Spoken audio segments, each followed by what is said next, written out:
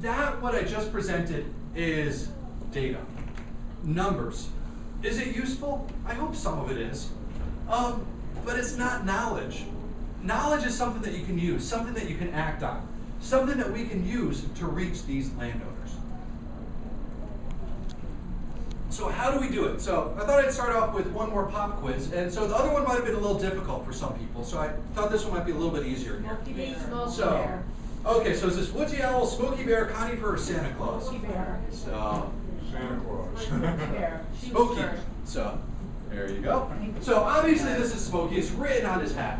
And the reason I put him up here is because he is a preeminent example of what we call a social marketing icon. His message, only you can prevent forest fires, or later on, only you can prevent wildfires, was hugely successful. Who here knows his current motto? Get your Smokey on. I don't know why the hell they messed with Smokey. Come on, don't mess with Smokey. But they changed it, and that's not a good thing. We'll see. But these other ones I put up here, Woodsy Owl, he's also a social marketing icon. Give a hoot, don't pollute. He wasn't quite successful. I don't know if it's a he or a she. But Woodsy was not as successful as Smokey was. You know, Smokey, many would argue, was too successful, but he did what he set out to do. Maybe we need a new one for family forest owners, and if we do, my wife is voting for Conifer, but you know, see what And then I have Santa Claus up there. The three top recognized icons by school-age children in the United States: Santa Claus, Jesus, and Smokey. I'm not going to say who's 1, 2, or 3, but he's way up there. The kids know who he is. So why am I putting this up here? We started an initiative about 10 years ago called the Sustaining Family Forest Initiative. There are a group of us that got together from academia, from government, from industry, because we realized family forest owners are critically important. We also realized we really don't understand them that well, and we really don't understand how to communicate with them effectively and efficiently. So we came together, and what we wanted to do is create some tools so that we, as a larger community, can communicate with these people more effectively and more efficiently.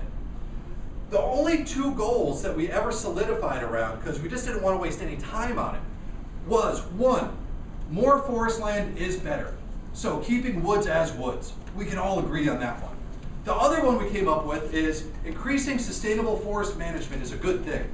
What sustainable forest management is, we didn't go anywhere near there. But all of us could agree that that was a good thing. Those are the two broad goals that we talked about. What we as an initiative are trying to come up with are tools for people to further those goals. We don't care how you do it. We don't care what programs you're doing. We just want to help you make them more effective, more efficient. If you know BASF, we don't make the cars, we make the cars better.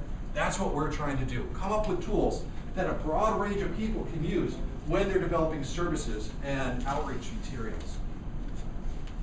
And luckily, at one of our first meetings, we had a gentleman there named Jeff Feinberg. And he works for a group called GFK Roper.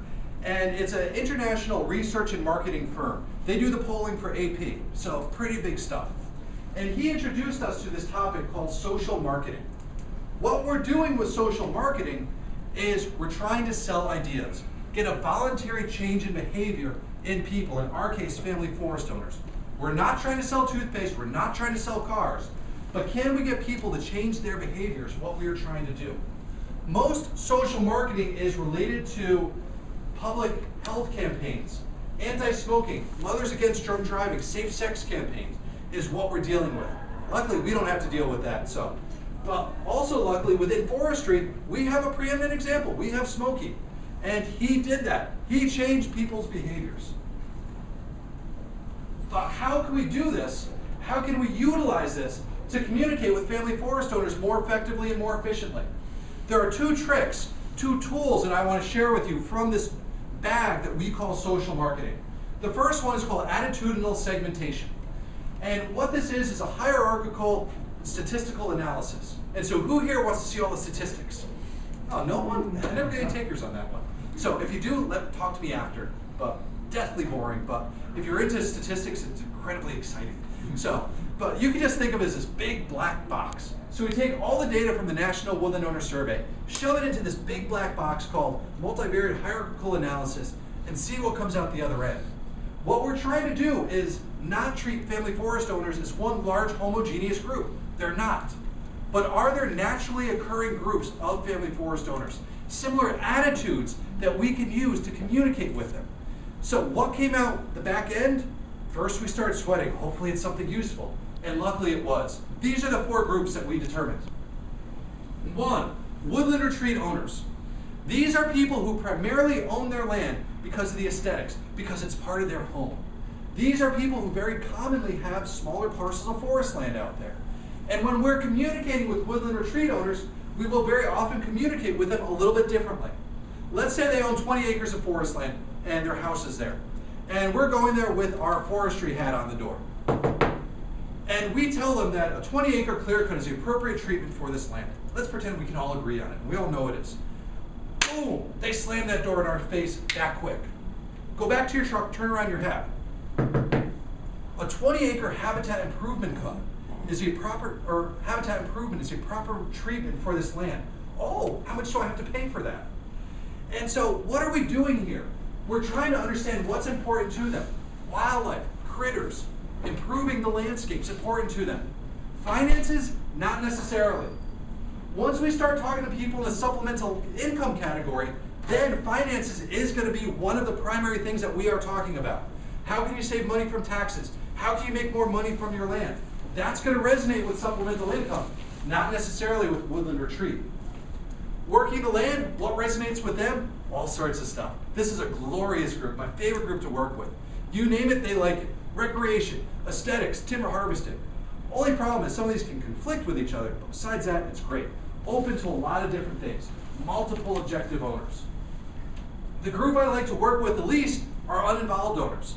You ask them, why do you own your forest land? They go, I don't know, I got it. It's like, oh man, very confusing, very hard to understand. But there's a couple of subgroups in here that help me understand who they are. One are farmers. Why does a farmer own woods? Because they can't plow it. So, not all farmers, but what do farmers like to do? They like to farm. That's why they're farmers. They're not in it for the money. And so, you can talk to a farmer for an hour. They talk about their 120 acres. This is in soybean. This is grazing. This is this. They don't have any woods. After an hour, they say, oh yeah, I got 40 acres of woods back there. So, oh, okay. At least I got the right person. And so it's frustrating. And particularly with farmers, you think that they'll understand that there's value in those woods. And so that's not all farmers, obviously, because there's lots of farmers who are fantastic managers. But there's plenty who completely ignore their woods. Also in this uninvolved categories, we have a lot of widows. So before I was mentioning about people who own it jointly, a man and a woman, it's very common for the man to die before the woman. The woman will own it for another 10, 20 years. What's she going to do with it? I don't know. It's Jimmy's. I hope the kids want it someday. Granted, there are some widows who are incredibly involved in it, but then there's those who just don't fully understand what to do with it. And so we have uninvolved owners. Then we also have the heir issue. So maybe the land did go to Bobby, the land did go to Sue, but they're in Boston, they're in Sue, the woods are in Wisconsin. What are they going to do with it? They don't know. They're absentee landowners. And it can be very challenging to understand that. But it can be very critical because many of these lands can be threatened because these are the lands that could be developed. They don't have those strong ties like some of the other landowners do. Because we use the National Woodland Owner Survey, we're able to quantify some of this information. And these are the statistics for the United States. In a couple minutes, I'll show you a website where you can start to drill down to other parts of the U.S. for your state. In some cases, we even have sub-state level information. But across the U.S., about 30% of the family forest land is owned by people who are woodland retreat owners, aesthetics, part of their home. About 26% are owned by working the landowners, multiple objective owners. About 20% supplemental income owners, financial motivations primarily, and then 20% uninvolved owners, so it's really frustrating ones. So that is one trick that we have from social marketing, attitudinal segmentation. The other tool that I want to share today is something called prime prospect analysis. And how this works is we basically divide landowners according to 2 dimensions. One of these is their stewardship ethic, their stewardship attitude. What do they want to be doing with their land? What do they care about their land? How deeply do they love it? The other one is engagement in land management. Are they doing quote unquote the right thing? Do they have a management plan? Have they sought management advice? Are they involved? Are they making informed and educated decisions? Based on these 2 dimensions, we can break up family forest owners into 4 categories. The first one are model owners. When we are trying to change somebody's behavior, these are people we ignore. Why? They're already doing it. So if we're trying to change their behavior, we're not going to concentrate on these people. We'll ignore them. Ignore is too strong a word. Maybe how we should think about it is put them up on a pedestal. These are the people who are doing it. These are the people who will talk to their neighbors, who will talk to their family members. These are the choir. These are the gospels. See, these are people preaching the gospel. So those are model owners. Those are not where we concentrate our efforts. Where do we do that? Our prime prospects. These are people who have attitudes who are similar to the model owners. They want to, they want to do right by their land, but they're not sure how to do it. And so if we can come up with messages that are appropriate for them at the right time, how they want it, we can make them model owners. We can get them engaged. That's where we concentrate our efforts.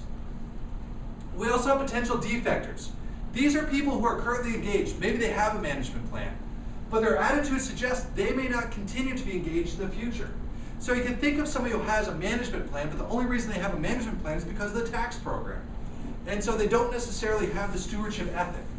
And so these people will be pretty tough to move over to model owners, because to get them there, we're going to have to change their attitudes. So have you ever tried to change your spouse's attitude? I don't do that anymore. So just go over one. Behavior, you can do. Behavior, you can work on. Attitudes, very, very hard. Doable, but very hard. Then this last category are write-offs. People who are currently not doing it, they don't want to do it. If you're going to concentrate on this group, there are times when you may want to, you just have to understand that you're going to have to put a lot of effort, a lot of resources, your success rate is going to be relatively low. So why would you concentrate on them? Well, many of these lands are the ones that are under threat for development, for parcelization and other issues, bad management, high grading, all of that. So what we want to be able to understand, though, is if they are in this category, we want to understand that we are going to have a lower success rate, and we are going to need additional resources to reach a high percentage of them. Because we use the National Woodland Owner Survey, we can start to quantify this toolbox as well.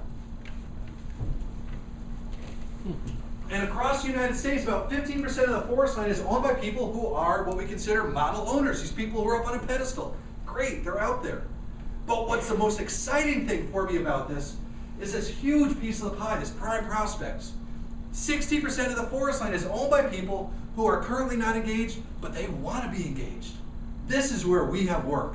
This is where they want to hear the gospel. We just got to preach it right. Again, we got to find out what they want, how they want it, and get it to them when they need it. And we can communicate with these people much, much more effectively. They have a love of the land, and they're just not engaged. How can we get them engaged? So another piece I want to show here is this slide. If I was a social marketer, which I am not, but I've been known to play one in front of a crowd before, this is the only slide I would need to look at. Why? Because what it first does is shows me how many people can I change their behavior, my prime prospects. How big is that? Right here. 60%. Wow, great. That's good. But I do not communicate with prime prospect owners. You communicate with people based on their attitudes. How do we communicate with people the best? One-on-one. Because you can understand who they are. You can have eye contact with them. Know what is important to them. And adjust your conversation accordingly. So what we look at are the attitudes within the prime prospects. Most of those people are woodland retreat and working the land. Aha! So I will start to design programs for people in those categories. Which one I choose depends on what the different program is. I'll be talking about a program in a minute called Call Before You Come. And so we're running this across 6 Midwestern states where we wanted people who are interested in harvesting trees to just get some professional advice. That's all we're interested in. Make a phone call, give you some information. Make a good decision for you and your woods. And so in that part of the world, actually woodland retreat was a bigger percentage of the pie. So why don't we go for them? Well, the reason we did it is because it's a bigger percentage of the pie, but they're not likely to harvest trees. So why do we focus on them? So we went with the working the landowners and designed information that was appropriate for them. So how are we going to actually start to communicate with these people? We're going to concentrate on their attitude so we know that it resonates with them. But what channels will we use? It'd be great if there's a silver bullet out there. One method that we can use to communicate with all family forest owners. That's not going to happen. The best we're going to be able to do is develop a silver gun with 6, 7 silver bullets. Why? Well, one reason is most family forest owners want communications from different ways. Yes, they want to talk to a forester. They also want to talk to a friend. They also want some written materials. That's just how it is. One thing that's really interesting, though, is newspapers. And you hear a lot in the media about how regional or large-scale newspapers are tanking. They are. What you don't hear as much about are the local newspapers. Most local newspapers are doing pretty damn well right now. And for who we're talking about, family forest owners, a lot of them read those local newspapers. They bitch about them incessantly, but they'll read the damn thing twice. So how can we get information into these local newspapers? It's cheap, it's effective, and we can reach them. So that's what we're looking for. For the current generation of family forest owners, is online the right technique? Probably not. There's some, it's going to increase in importance, but for the majority, that's not how we want to be doing it. Why do we do it? It's cheap, it's quick. But is it effective? Not necessarily. We're not going to be creating podcasts for family forest owners and tweeting everything. It just doesn't work. But you know, there's different events that we can start to capitalize on. When the tree farmer of the year is in your neighborhood, that's the time to shout. That's the time to have a party. That's the time to invite the neighbors and invite the media. That's what they want. They want pictures. They want events. Maybe it's time to get some celebrities to start talking about family forest owners. And so, Tree Farm had Chuck Leavell. Is that his name? Yeah, something like that. So, from the Rolling Stones. He's a big name. Does he resonate with all the family forest owners? Not sure, but you know, that was pretty cool. In South Carolina, they were dealing with a local race car driver, I can't remember his name, and using him in some of the campaigns. That was pretty cool. So, but what are some of the people that will resonate with you? In my neck of the woods, James Taylor is one of our local landowners, and Bill Cosby. And so can we use some of those people? Maybe. What you probably don't want is some guy with long hair and a beard as your spokesperson. That's not going to work.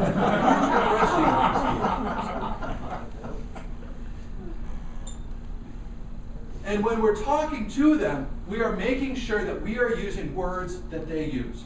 We can either use our words. I use words like family forest owners when I'm talking to you, talking to peers, talking to professionals. When I am talking to average landowners, that's not what I use. And we started doing these focus groups all across the United States. We started up in Maine.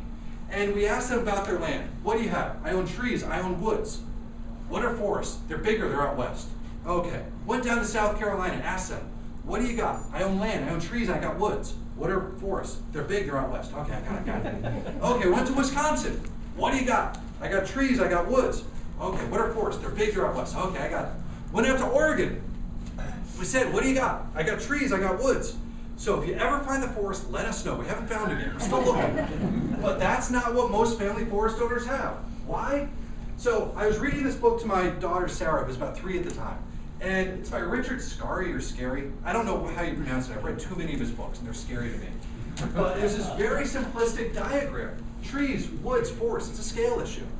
And so what do I have? I own this piece of land. Forests are more expansive. That's good. That really helped me.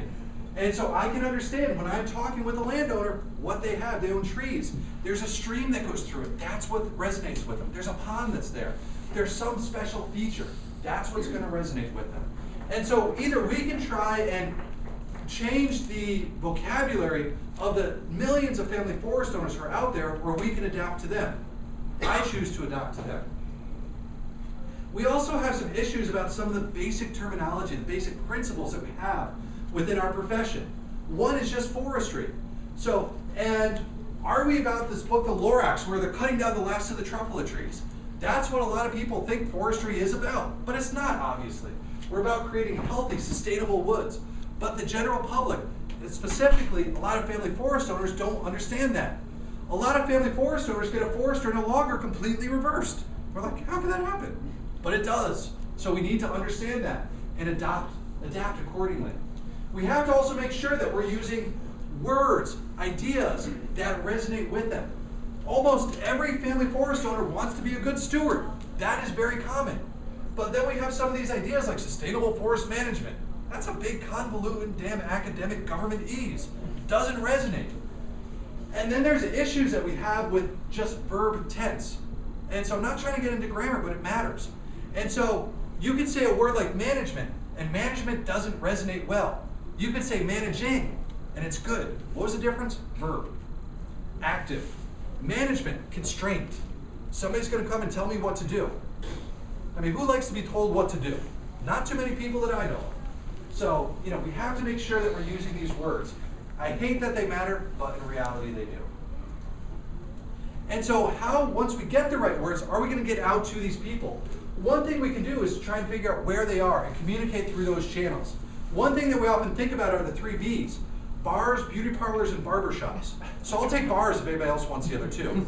But the idea is we go out there, and who are the people in the community that they're communicating with? Where are the places that they're going? A lot of these people are civic-minded.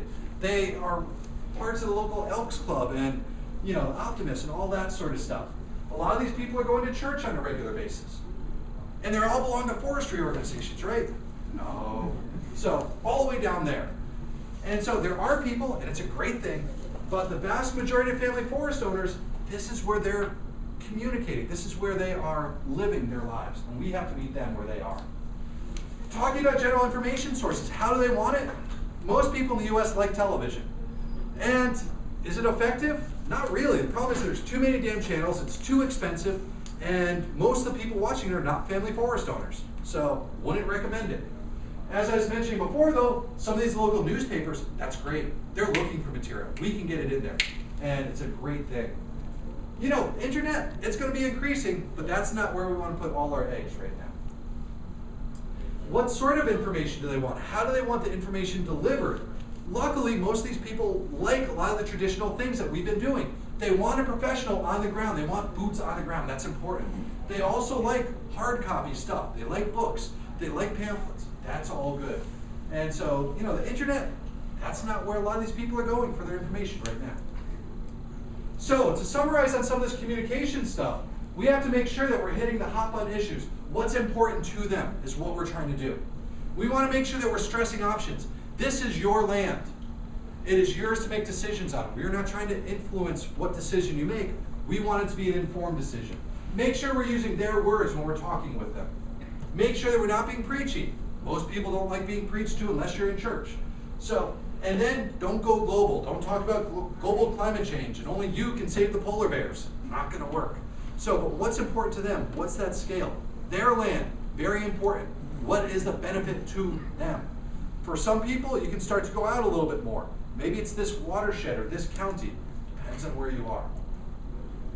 Here's an idea about some of the hot button issues that we've come up with over the years on things that are important. And so one that's interesting is critters. And so critters are important to almost everybody. But it's interesting, half want to shoot them with a gun, half want to shoot them with a camera. So you want to be careful about how you talk about some of these, but these are important. And so the whole idea about legacy, passing it on, privacy. And then there's this one, I don't know what to do with, but it always comes up. We wait in the back of the room in a focus group, then we take it off when somebody says it. They're not making any more of it. That's true. And we'll figure out a way to deal with that. But this is the one that's incredibly important to me. This deep, deep love of the land that they have.